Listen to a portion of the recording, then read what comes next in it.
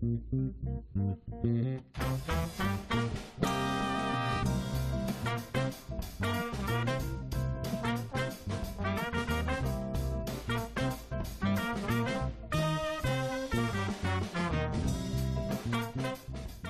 I'm Ted Haftegabber, founder and producer of Live Talks Los Angeles. Thanks for joining us. Since we started over a decade ago, we have brought you hundreds of conversations with storytellers, writers, actors, musicians, humorists, chefs, and thought leaders in business and science. You can watch and hear most of these in our YouTube channel and our podcast. For details, visit livetalksla.org. And now, here's the show you've tuned in to see.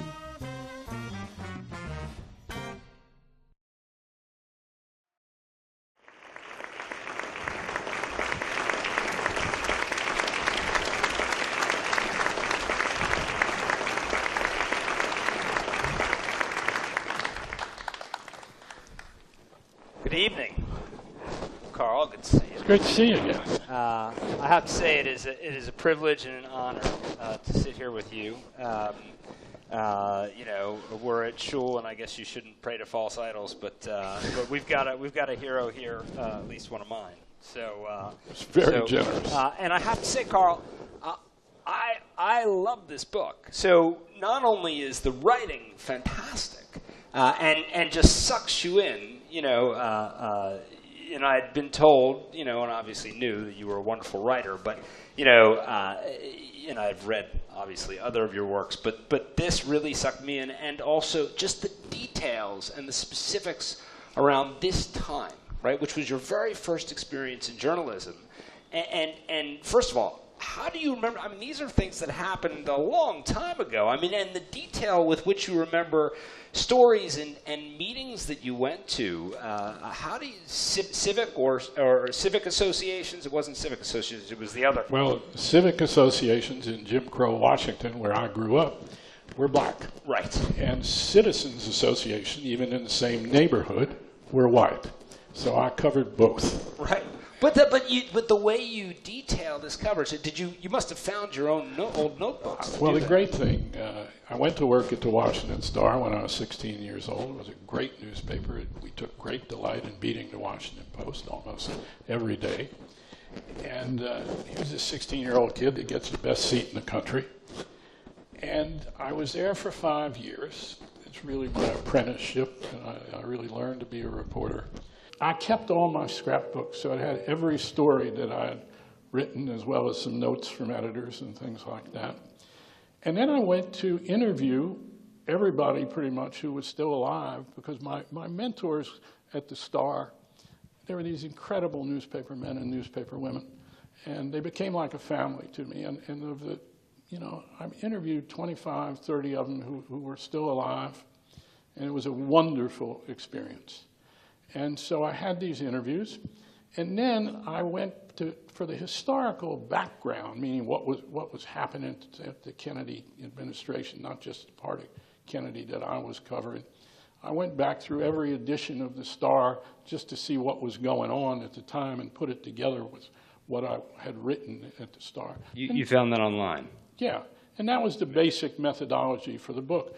But the interviews were spectacular. These people's memories, because, like me, this was really the best time of their lives, and it really, in some ways, is the best time of my life. That's something that comes across early on very clear. I mean, you wound up working, so you were in high school, and yet you were still working 4 days a week at the Star, which was incredible. And there's a description of when you first walked into the newsroom, and it was like, you know, this was your nirvana, right? Well, one thing was, as I write, I had 1 foot in the juvenile court at the time, another foot in the pool hall, and maybe a little toe in the classroom.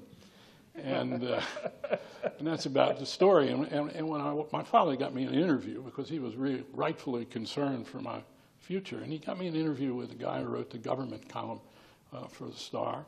And this guy took me after the interview, and he did not hire me because he said, indicate I was too short.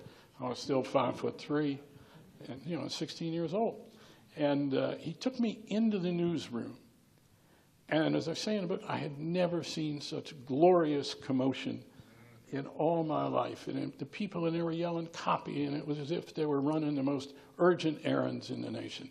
And he took me up near the city desk, through the whole newsroom, and a copy boy with a dolly cart full of the latest edition of the paper came up, and he pulled one out, the production guy who hired me, and he gave it to me. It was still warm from the presses. And at that moment, I just said, I want to be a newspaper man. And that was the beginning. And obviously, I've been about as lucky a newspaper man or woman as you can imagine. And is that sort of why you, I mean, what prompted you to, to sit back and, I mean, because you've been working on this for 7-8 years now, isn't that right? What prompted you to write it to begin with? What was the... I actually wrote what's part of one chapter about 4 years earlier than that, and I put it in a drawer. And then I decided I really wanted to go back to this, and because it was this formative period in my life. And the people were really, these were my teachers, this was my family, and I wanted to go there. Yeah, that's lovely. It takes me to, and if you guys don't mind, instead of asking the questions, I'm going to let Carl speak for himself a little bit here. There's a passage here, if I can find it. This is one of the first passages that I marked that I really loved.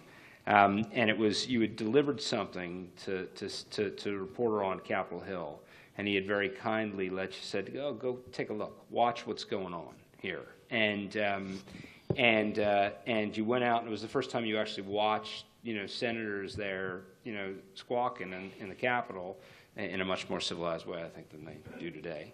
And you say, that day on Capitol Hill, I invented for myself a system to register my personal observations and interpretations of what I was witnessing and to note particular details about a scene.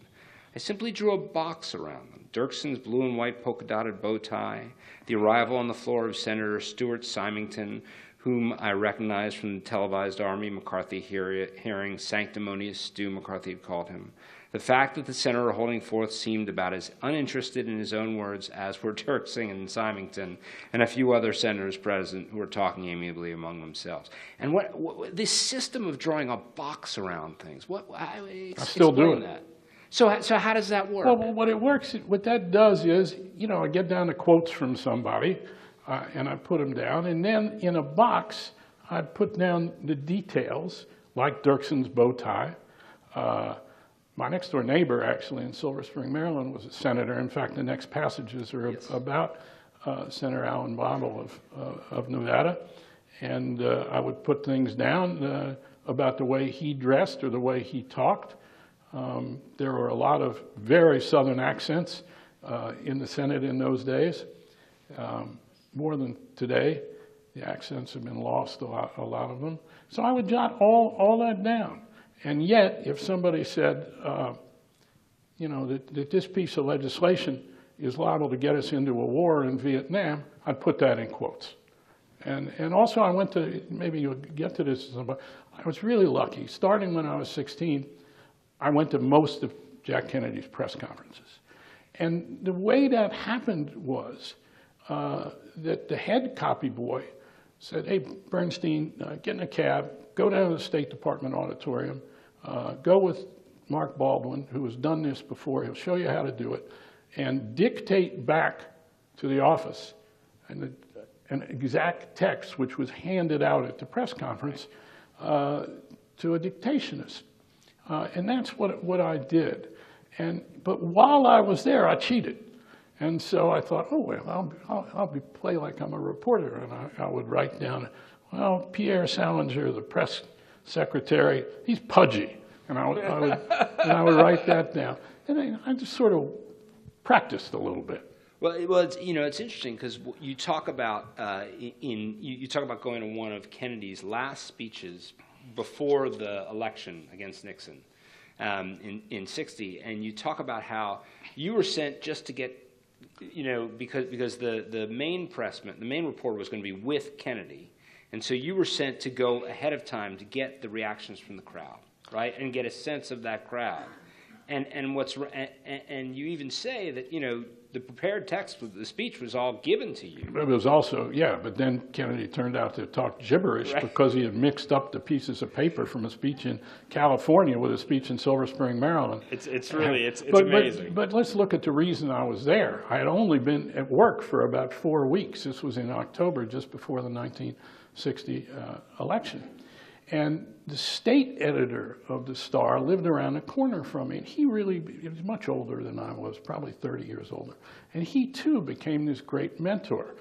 But he knew, because he lived around the corner from me, that I went to this high school, Montgomery Blair High School, where Kennedy was speaking. And he said to me, driving me home from the Star, he said, you know the grounds, you know everything. Why don't you go there and you get color for before the presidential nominee gets there, take notes on the crowd, and then when Paul Hope, our great political reporter at the time, gets there, he'll cover speeches and everything like that. You cover the crowd and give your notes to Hope after the presidential nominee speaks. And it was a phenomenal opportunity. And I knew about the end zone, and I said the crowd in the end zone did this, and they went into C building, and that was that. And as I recall, a lot of the things you picked up that you got for, this was a huge crowd, and it was much bigger than for Adlai Stevenson, and made it right into the opening lines of that story. Actually, about half the stuff in the story came from my notes. I was amazed when I looked at it the next day. I couldn't believe it. Yeah, so it's funny. The next passage that just struck me here was, when you talk about the boxes, right? It seems clear, like, this is the road to learning how to report, right, and how to report well. I mean, there's a passage here where you talk about Sid Epstein, who's clearly a guy who he's my great mentor. Let me just stop to say I was lucky enough to have, I think, the two greatest editors of their time. Ben Bradley, in a class by himself, and my real mentor, a man named Sid Epstein, who is described in this book in very exacting and wonderfully, it recalls him, and he's this amazing character. He was a clothes horse, and he was just so elegant. He looked like he stepped out of the pages of Esquire, which is, you expected to see an ink-stained wretch. Not Sid. Yeah. You cut quite a figure with him. You get a real clear sense of who he was, at least in that sense. And you're clear. You say Sid Epstein's way with words and his rigorous insistence on stories being verified from every available angle also reflected his pencil editing. And you talk about how you take the carbon copies from the metal spike on his desk and examine the stories he'd edited during the day, and trying to learn. Yeah, this is when I worked the night shift, and I would go over to Sid's desk and the city desk, and I would pull these things off the spike, and I would read them, and I could see. And a lot of reporters complained that he was killing their best paragraphs, and I would read through this stuff, and I say, no, he was right to kill these paragraphs. And he put a big box around a paragraph he didn't like and draw an X through it. And I learned a lot about, he used to say, write it tight, get it right, have at least a couple sources to nail down. And of course, at the Post, from this experience during Watergate, and you can see, I didn't realize when I was writing it, there's a straight line from this book, from this 16-year-old kid who gets the best seat in the country, to Watergate. And nowhere in the book is the word Watergate. The book ends before the Washington Post. And the only time Watergate is mentioned is a band shell on the Potomac River. When we were kids, we went to hear the Marine Band. But then I could see, after I had written it, and that it's a straight line, that the stuff Sid Epstein taught me, that Mr. Porter, the state editor, taught me, that Mary Lou Werner, who had won a Pulitzer Prize for covering massive resistance to integration in Virginia. And I should say, the other thing that happened, the day after I was hired, the first time I saw that amazing newsroom, and then the head copy boy gave me a tour the first day I came to work. And he took me down that center aisle again, and he went to 3 typewriters.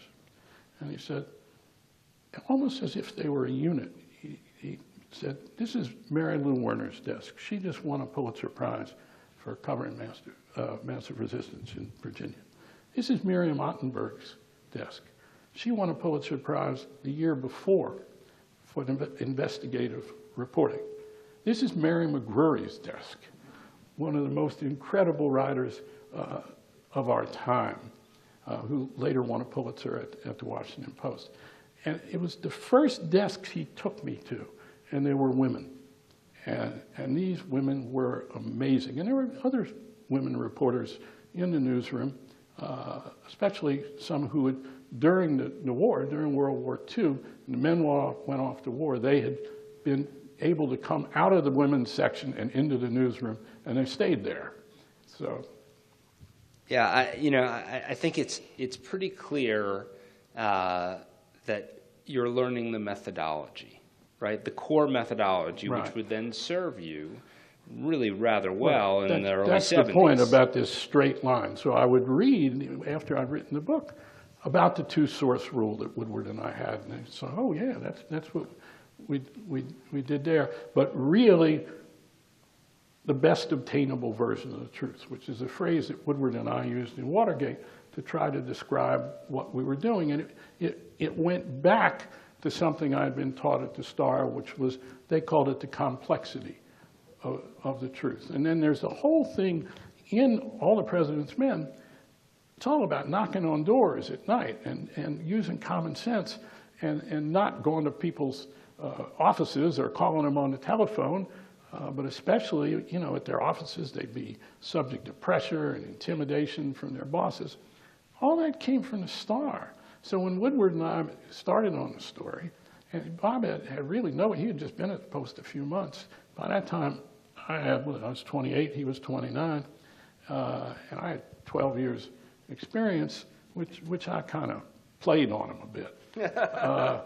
But he had the most amazing instincts and just drive of anybody that I had ever seen. And he and I kind of meshed with this methodology, and he gave me some things that I hadn't had at the Star. And I talked to him this afternoon. We talk a couple times a week usually, and joined at the hip. And the amazing thing is that we both did a lot of work during the Trump presidency. He did 3 fabulous books on the Trump presidency, and I was lucky enough to be at CNN at the time and do both reporting and commentary about Trump. Yeah, it's funny. I was going to get to that. There's a passage later on, which I like very much, where you're actually talking about Ludi Warner, and you're talking about why the Star did such first-rate coverage on civil rights, and it's because of the commitment to unbiased reporting, right? The separation of church and state, the wall between the editorial columns and the news coverage was sacrosanct. And you talk about how,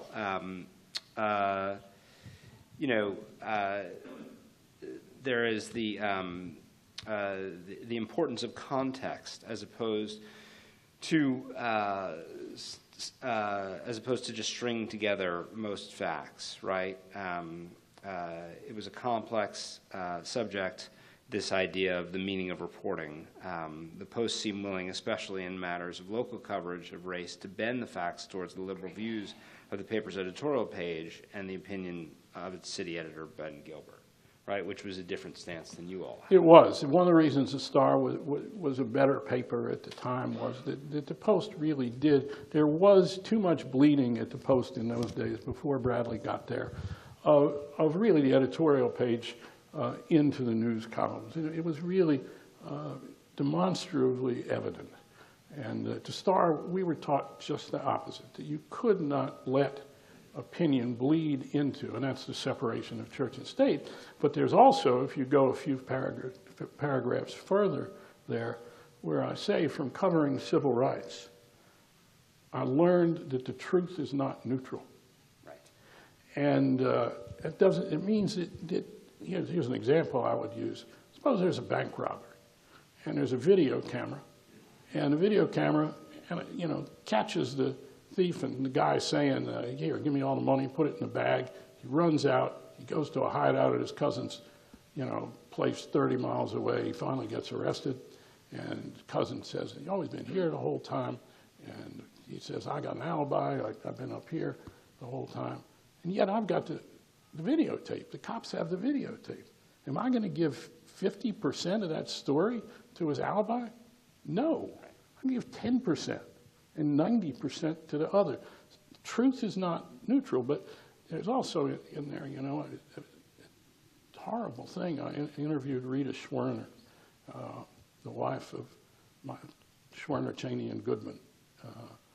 And she had come to Washington to try to get Lyndon Johnson to do more in the search for her husband and the 2 other civil rights workers who had gone to Mississippi to register voters.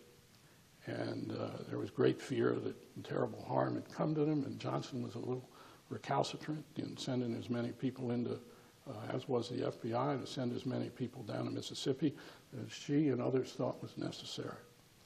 And I stayed with her through that day. She was 21 years old at the time. And again, I put in the box I described her. She was very diminutive, and she was just so determined. And 2 weeks later, Schwerner, Cheney, and Goodman were found buried under the levee.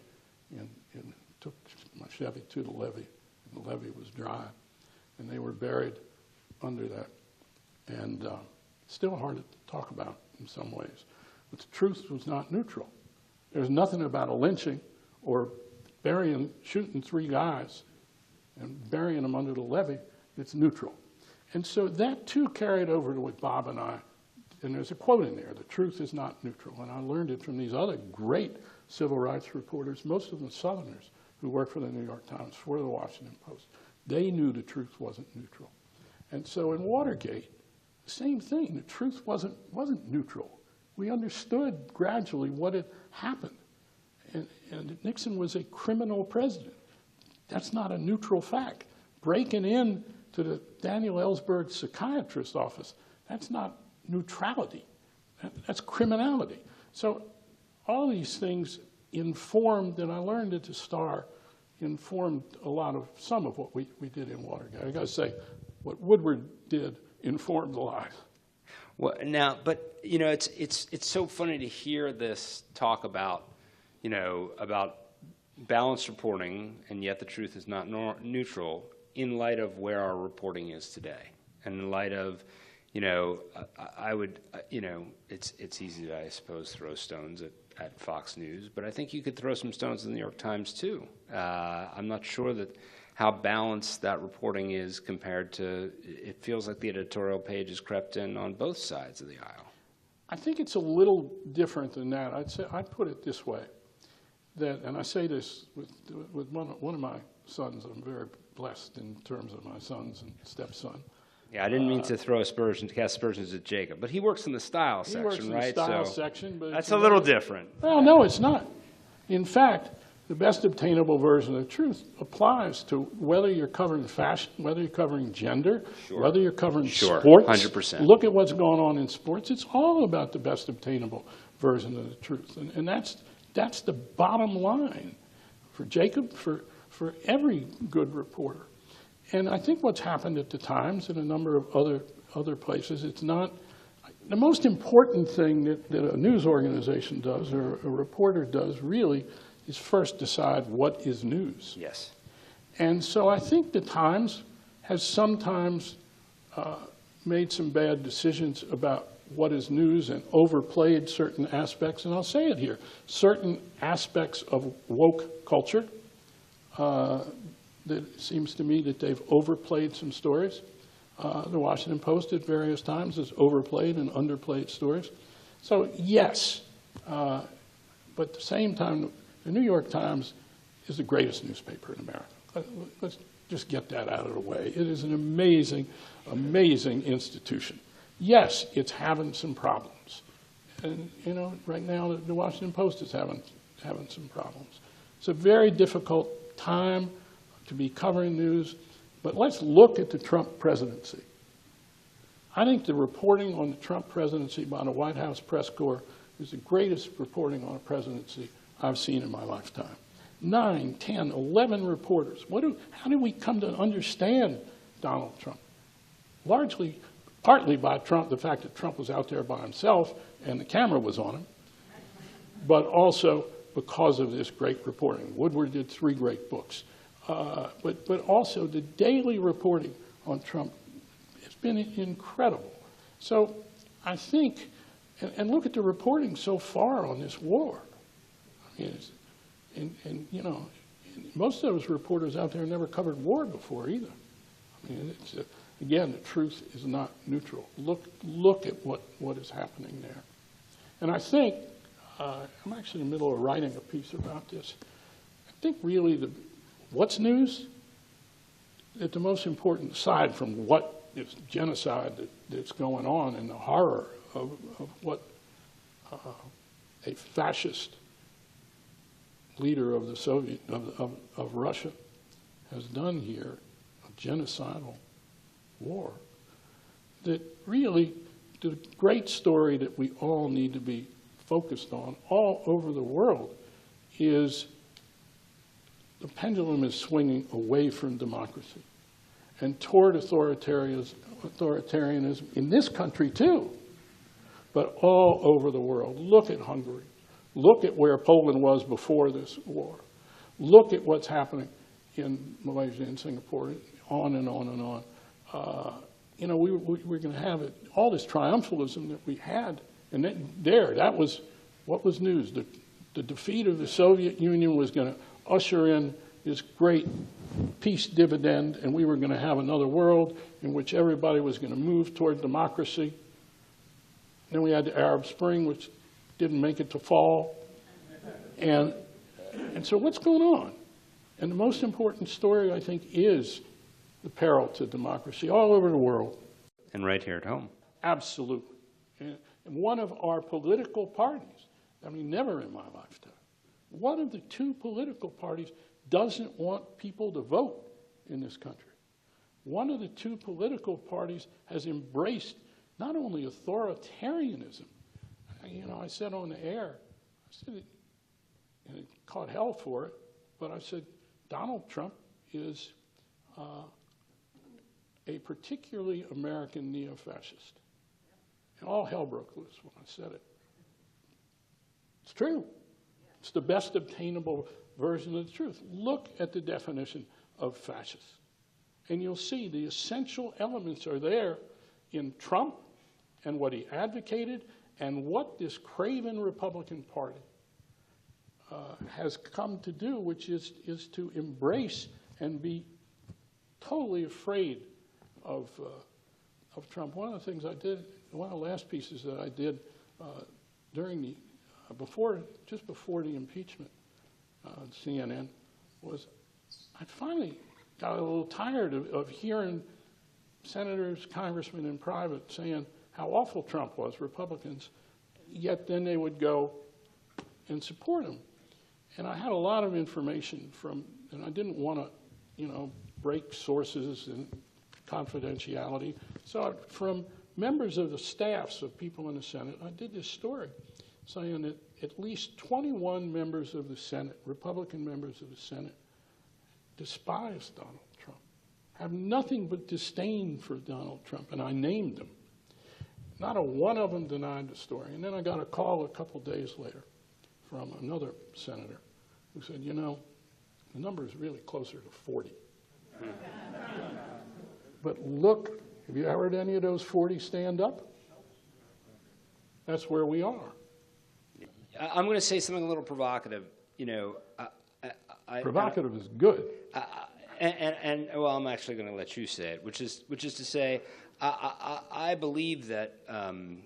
Look, I think that is a shanda, as my grandparents would have said. But I think I'm using that right. You're in the right place.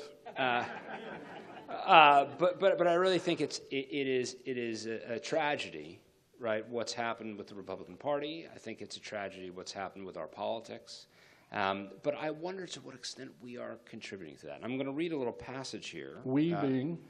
We being the culture, and we being the news media. And I'm going to read a little passage which says, for increasingly, the American rendered today in the American media is illusionary and delusionary, disfigured, unreal, disconnected from the true context of our life.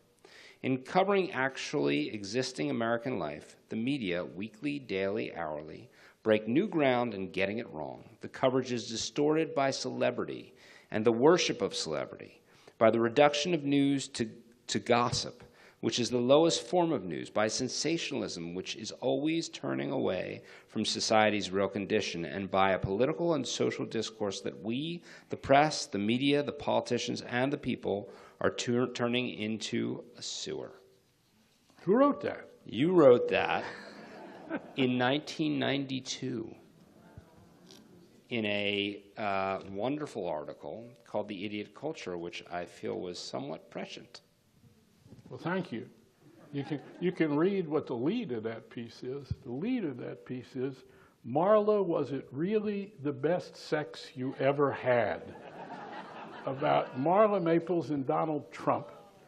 And then it says... Which was Diane Sawyer on, was it on 60 Minutes, or was it on, it was just... No, it was at ABC, it was at ABC, ABC News, at yeah. 2020. And yeah, it says Diane Sawyer, a reporter, asked that question. And the Marla Maples interview was considered the greatest so-called get of the year, in which, you know, you get somebody who's in a big story and you manage to get them first and put them on air. Let me say, Diane turned out to be one of a great reporter. And so that's an exception. At the same time, yeah, what you read is just as true today. Look, great reporting generally has been the exception, not the rule, in this country and elsewhere. Good reporting, though, there's been an awful lot of it. That piece was written partly in response to Rupert Murdoch, who had just bought a little earlier the New York Post, and had brought a different tone and sensibility to reporting in New York especially. But it started to have an influence all over America in newspapers. And again, it was about not the best obtainable version of the truth. And it was about sensationalism. And it didn't give a damn about the truth. And of course, we see that carried over all the way to Fox News. Well, let me say, you used, before you read that, you used the term culture. And also about our politics and journalism being separated. One of the things I've come to believe very strongly is, and you look at what's happened in our politics. You look at a Republican Party which opposes voting. I mean, come on. When I was a kid, we had get out to vote drives for our parents in our schools to increase voting, not restrict voting. But obviously, it's to restrict voting by people who might be more inclined to be Democratic, especially black people. But the point I want to make is one of the mistakes that I think we made then and continue to make is this idea that reporting and politics are not related, are not part of American culture. The most important aspect of covering the news in this country, I believe, is covering the culture, the real existing culture throughout the country, particularly between the two coasts, who the people of America are. I believe from reporting, and I go between the two coasts, that this is a two-way street between the people of the country and people in Washington and the state legislatures. Look at the state legislatures. 2/3 of them are controlled by Republicans. And so to always be looking and focused on Washington and on the politicians, great mistake, because what's happening in the country is about the people and their beliefs. And if we didn't see that coming with Donald Trump and his election, I mean, once he was elected, we should have said, wait a minute, something is happening in this country that we don't understand. And, you know, I think so. Now we're starting to realize it. But still, we don't have enough reporters and news organizations going out and talking to the people of the country. Yeah, one of the things that Jill Abramson said in her wonderful review is, in which she called this, and I hope it's not truly a eulogy for the news business, but she did make the point that, in the last dozen years, we've lost 25% of the newspapers. We had 9,000 about a dozen years ago, and now we have. Story yesterday, Gannett is shutting down 20 papers. I mean, it's something when we were doing the research for Spotlight, just the drop in reporters out there, going and doing the work. It's rugged. Well, it's not just the last 12 years, and also let's talk about Los Angeles for a moment. And the Los Angeles Times is a very different paper than it was in its great day. And what did the Los Angeles Times do that was so extraordinary? It made the fabric of Southern California into a kind of whole.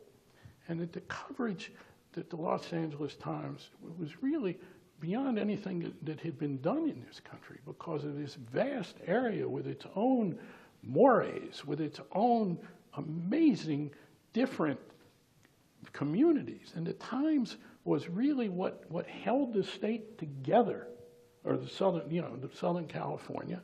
And once the Times started to drift away from that and no longer kept this amazing tapestry together in its news columns, and that people understood Southern California as an entity with all these parts, but stitched together, I believe, from reading and knowing a little bit, that then Southern California began to separate into various. It's not the only reason Southern California separated into various camps, but the commonality was lost. And so that's what happened all over America in some ways. What held small towns and small cities together? A civic enterprise, some commonality, a social fabric. Local newspapers did, high school sports did, covering what was going on at town hall, covering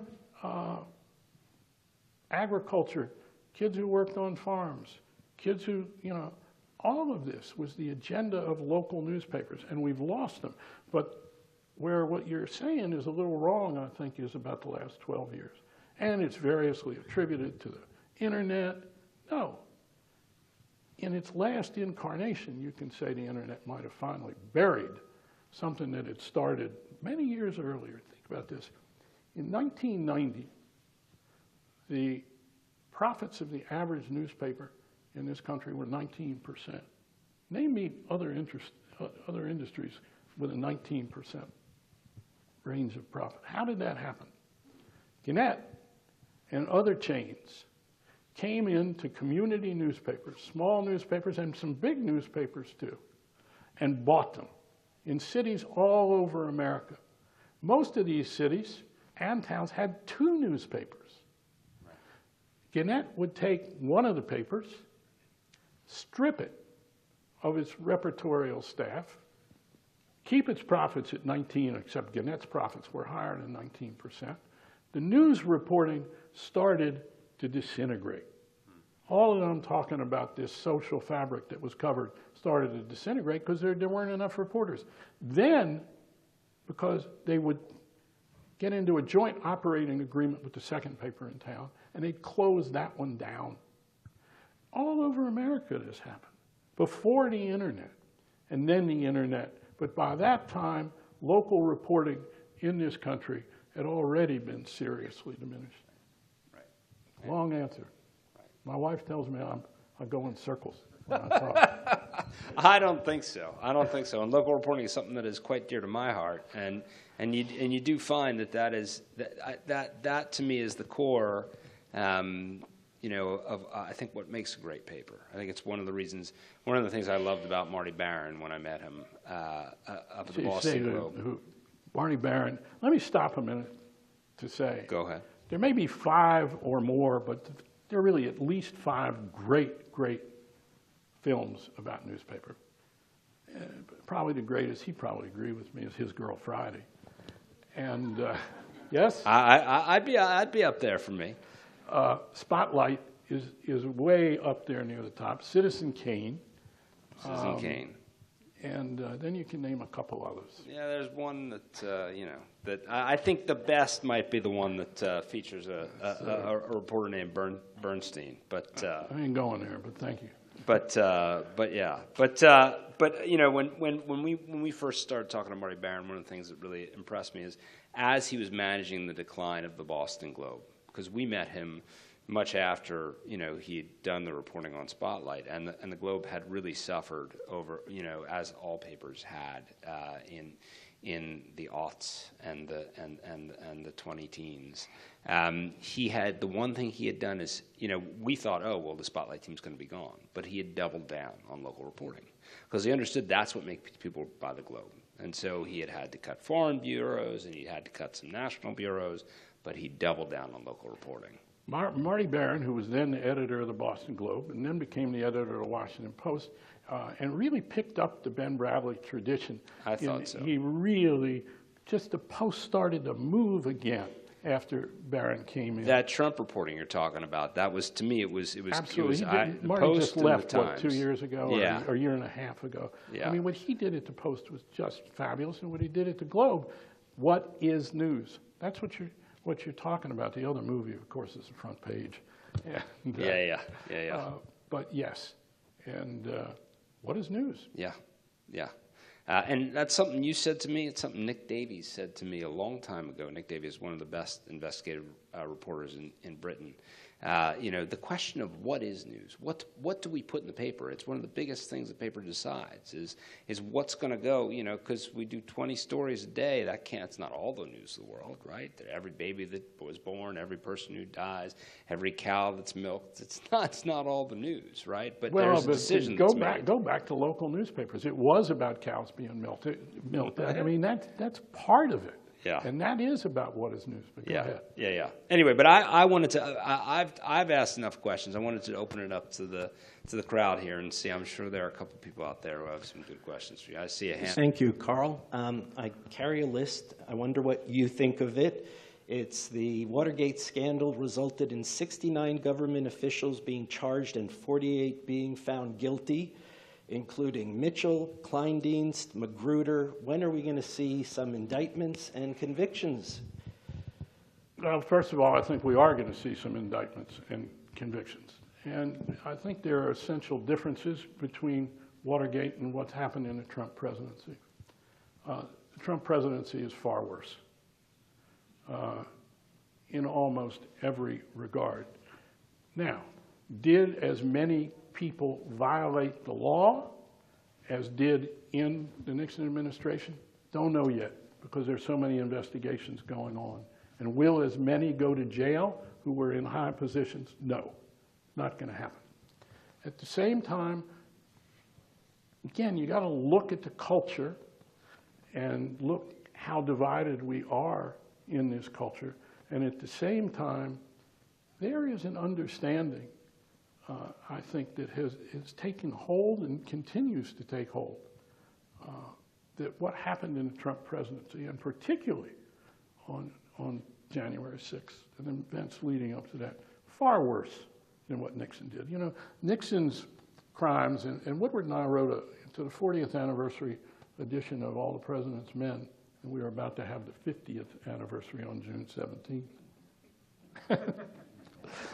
And but we wrote a new afterword to All the President's Men that talked about Nixon's 5 wars of Watergate against the press, against the judiciary, against the legal system, against history.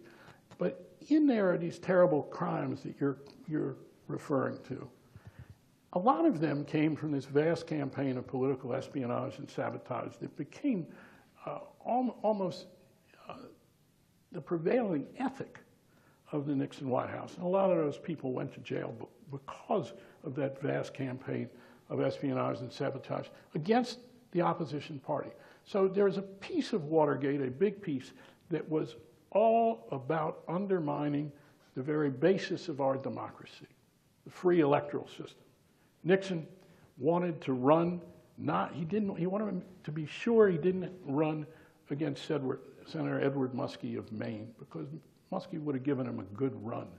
And the Nixon people, through this campaign of espionage and sabotage, really got rid of Muskie.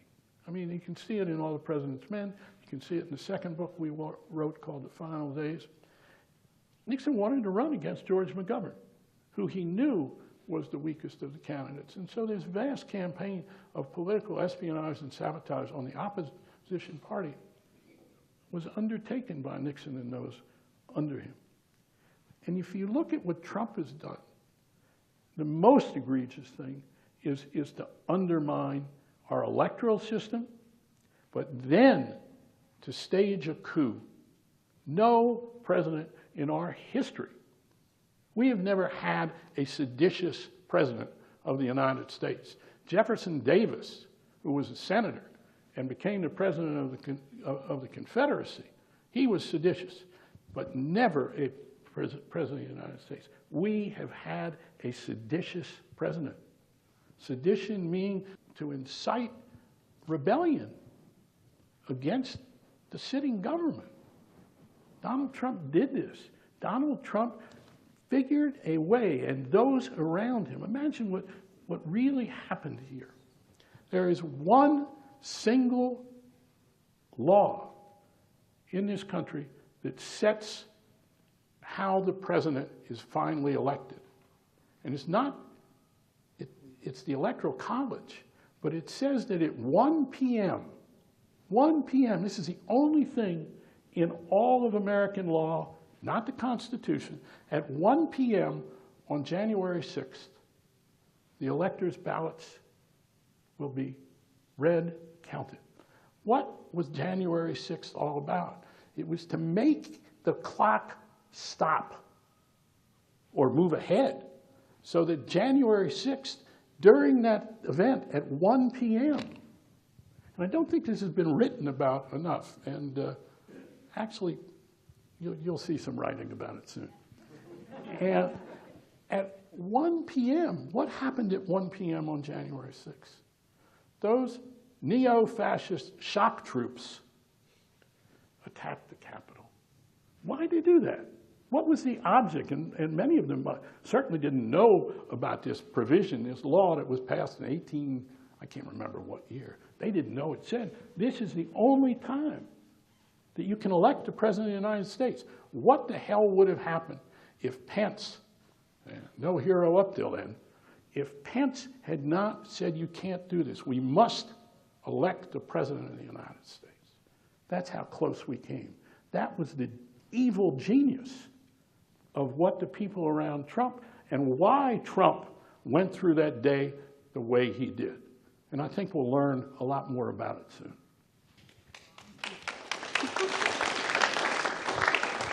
Who's next? Who's next? Hi. I was wondering what you thought about social media and its role in journalism and truth-finding. Do you think it's helped or hindered? I think it's hindered in terrible ways. I think there's been some great benefits to social media, but not enough to outweigh the deleterious effects. But also, I'm not somebody going to sit up here like an old man. Well, I am, but like, just being nostalgic about the past, because it's with us, social media. Well, you got to look again at culture and what began in social media. You got to look at selfie culture, the idea that everybody gets to curate the news, the idea that everybody gets to say whatever they want without it going through an editor, publish anything, self-publish anything. Editors and editorial systems exist and existed for a reason. So there could be some real standards in a news institution about what is news, about how it's covered, about its fairness, et cetera, et cetera. That doesn't exist in social media, so everybody can be a reporter, which has some benefits, particularly with the eye camera. I mean, look at what we've had with Black Lives Matter because people had cameras. There are all kinds of benefits to social media, but at the same time, if you look, let's look at QAnon. How in the world could those beliefs enter into the mainstream? Could those beliefs have entered into the mainstream in 1960? I don't think so. The closest we got in the 60s to that was the so-called John Birch Society. Let me tell you, the John Birch Society today would look like a high school class compared to what's going on social media today. So yes, I think it's had a terrible effect because of the mistruths, untruths that have become part of accepted belief by so many people. And it exists on both sides, left and right, but at the same time, I don't think there's any equivalency between the two. Great question, great answer. Thank you. Who's next? What advice would you give to a young person who might be interested in journalism, and what should the Democrats do to save democracy and be competitive in 22 and 24? Let me go to the second part. I'm not in the business of advising political parties what to do. Really not. I would hope that any party would embrace the Constitution. And incidentally, the Constitution doesn't work very well today, and you can't amend it. And that's part of our problem in this country. I mean, the Second Amendment, kind of ridiculous, obviously, what's done in the name of the Second Amendment, the idea that everybody can have guns when it says members of the state militias can have guns. But on and on, our system is kind of irreparable. You can't pass a constitutional amendment today. But to get back to, I would hope that a political party in this country would embrace the pluralism of our society, would reject authoritarianism, would reject neo-fascism, would reject in both parties gerrymandering, and come up with a decent system so that we don't have this permanent representation in various districts, and on, and be truthful. That's a big order. What would I advise journalists coming up today? Two things, I think. One is to get out of the office and to be a good listener. Reporters tend to be lousy listeners. And that goes way back, incidentally. Talk in that piece about manufactured controversy. How many times have you seen on television, and have I seen colleagues, newspapers and television, go into City Hall, go into Congress with a microphone, go up to the senator from Nebraska, aiming to get a provocative quote from a Republican, then getting the other senator from Nebraska, aiming to get a provocative oppositional quote, goes on the air and runs the hell out of the building. That is too much regular reporting that we see in this country, as opposed to what's the story underneath? What's the legislation about? Why are two senators from the same state opposing each other on this thing that might be good for the state, et cetera, et cetera? One other thing to your question. I have, what am I now? 62 years since I went to work. I think that's right. Yeah, no, 50? I can't do the math. 1960, whatever that is. Yeah. Oh, God, 62 years. I'm out of here. But to get back to this point about what lousy listening, but also this whole notion. I have never done a story that turned out the way I perceived it before I went out of the office. I've got an idea in my head where it might go, but never has a story in all these years come out the same way. Watergate, the first days of Watergate, I thought was going to go to the CIA, not to the White House. I even wrote a long memo about it, speculating why, with a little bit of fact in it, to the city editor, speculating why I thought it was going to go to the CIA and why we should go to this guy at the CIA. And never did I say, let's go to this guy in the White House. And it's been true of every story. So that, yes, we need to have a vision of where a story might go. But, you know, back to that quote, follow the money, whatever, which incidentally was not in the book of All the President's Men, but was in the movie. It was in the script. And almost everything in the movie of All the President's Men is absolutely accurate and follows the book, but not follow the money. But my point is, if you do the digging, you knock on the doors, you're going to get a different story. That's how we came up with this vast campaign of political espionage and sabotage. We knocked on doors and we started to learn what had actually happened. Watergate, the break-in, the burglary, didn't make any sense. No wonder the White House kept talking about a third-rate burglary, and you know, we were alone on the story for the first few months. New York Times did a little bit of reporting, Time Magazine did, but then, you know, most of the White House press corps had accepted the idea of a new Nixon, and who are these two kids writing these stories? They're 28, they're 29. But then they picked up on the story too. And let me tell you, we were really relieved when the New York Times and Cy Hurst started to catch up with us. It was great. But back to this idea, the story, the digging, the knocking on doors, it's going to take you away from what you thought when you went out of the office. And that's what you got to do. And let's just jump ahead to what newsrooms are like today. Because that commotion, that glorious commotion, does not exist anymore. The noises aren't there. The typewriters aren't there clinging and chatting. You know, they're not doing all that stuff. You don't feel the rumbles of the press. It looks a little bit like an insurance company. But how many reporters are just sitting at their desk and going to the internet and Googling, and the idea that that's how they're going to get a story and get on the phone for a little bit. Internet is about the greatest tool to help you in reporting. If Woodward and I had the internet, we would have saved about 1,000 hours, you know, every couple months.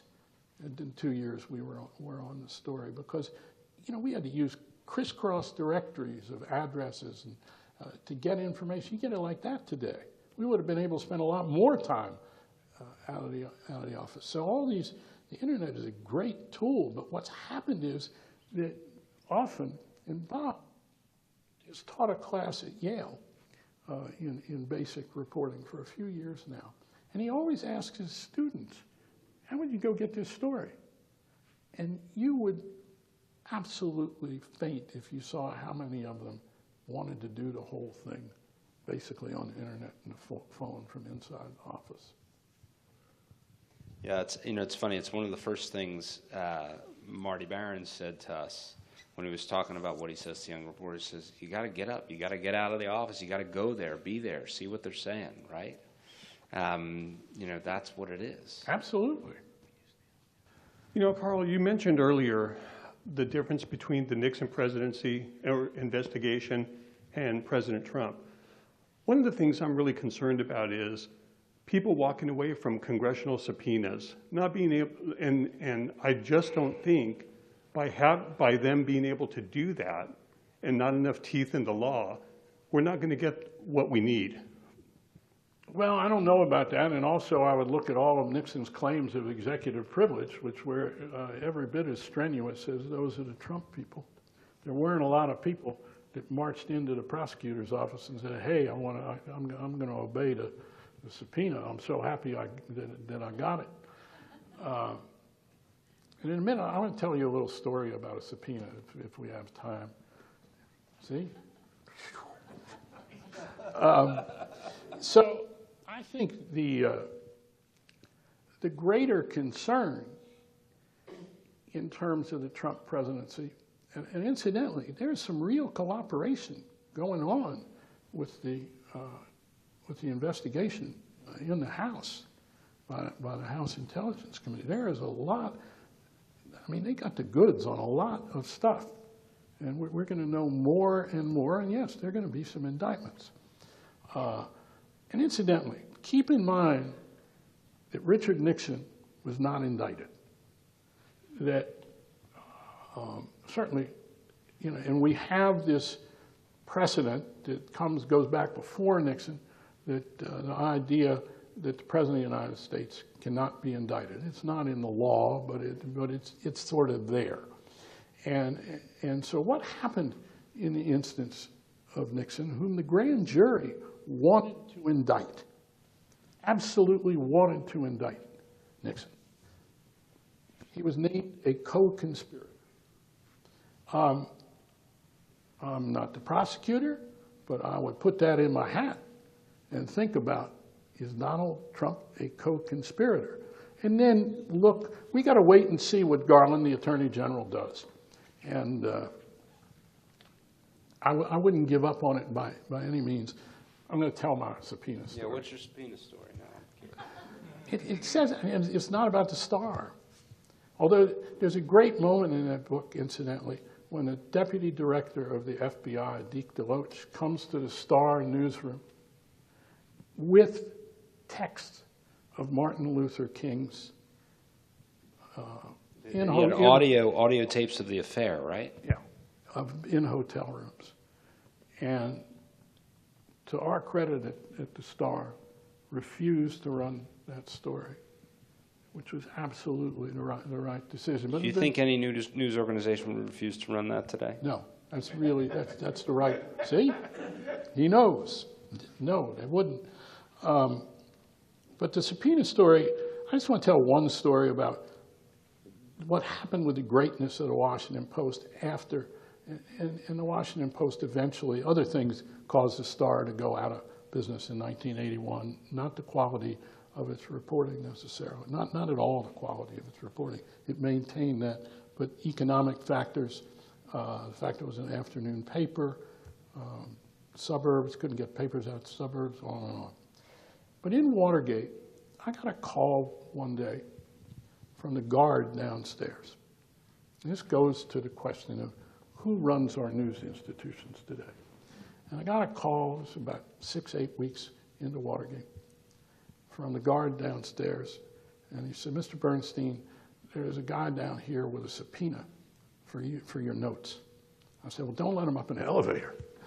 And just keep him down there. I went to Ben Bradley, and I said, I just got this call. And Bob wasn't in the office that day. And Bradley said, wait a second, just make sure that the guard knows this guy's not to come upstairs. And let me think what to do here. Bradley came back to me about 5 minutes later. And he said, I've been up to Catherine's office, Catherine Graham, the publisher in the Washington Post. Catherine says, they're not your notes. They're her notes. I still get choked up about it. They're her notes, and if anybody's going to go to jail, it's going to be her. And then Bradley said, he said, can you see those photographers with our gal going to the slammer? But it tells us something about the courage of great publishers, great editors. You need great editors. Look at Woodward and me, and this happened at the Star too. We were always backed up by these great editors. That's how Mary Lou Warner won a Pulitzer Prize. In a southern Jim Crow capital of the United States. You know, I went to segregated public schools in the capital of the United States because our schools were segregated until the Brown decision of 1954. People don't realize that in this country. My school was integrated when I was in the 6th grade. So back to what is news and neutrality, back to those basic questions. And great editors at the Washington Star, you know, one of the great powers in the Senate of the United States was, and I mean a really great power, and the Dixiecrats, the so-called Southern Dixiecrats, Democratic Party, whoa there. Not the Republican Party, was the party of segregation because of these Dixiecrats who controlled the Congress chairmanships of, and yet among them, the most powerful in many ways was Senator Harry Flood Byrd of Virginia. Mary Lou Werner was such a brave reporter that she took on this so-called Byrd organization. And the Washington Star took on the Byrd, Senator Byrd. That says something. Again, there's a line to what Katharine Graham did there. Great editors, brave editors, publishers. Yeah, you bring up Kay Graham, who is another big hero of mine, and it was why we were so fixated on telling her story. You know, this is a woman who thought that you should explain that you wrote. So I co-wrote, Liz Hannah and I wrote a movie called The Post, which was about when the Washington Post put out the Pentagon Papers, and the New York Times was a little sore at us because they thought it was their story. But what we were fascinated by was Kay stepping up and putting her whole paper on the line. That's right. And to me, you know, what was really wonderful was that, you know, because Spotlight was a story about the reporters, yes, but it wasn't about what the reporters called down front. It wasn't right, about the publishers, right? And the reporters are about how you get the story, right? But whether to put it out there, whether to back you, right? Absolutely. And that to me was about Kay and Ben, and about Spotlight also was about the Boston Globe being willing to go with those stories. That's right. And so back to the question we had a long time ago about the loss of some newspapers, about social media, all of this goes back to the question of what is news and the courage to print or put on the air or online what is real news, not fake news. That's right. That's right. I have one last question for you. Who's your favorite guitarist? You hear, Max?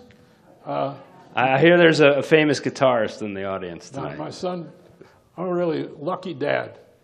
Max, one son at the New York Times, stepson at HBO, and Max is a guitar player for both Taylor Swift and Miley Cyrus. I'm not familiar. I've not heard of those and I'm a former rock critic, and so I get to live vicariously. I was actually one of the 2 rock critics at the Washington Post, and that's what I wanted to do. And Bradley, he kept hesitating about saying, okay, you can do that. And Watergate happened in between. Thank God for Ben Bradley. For lots of things. Thank you very much. This has been wonderful, and It's been I great hope fun. you all have enjoyed. Thank you all.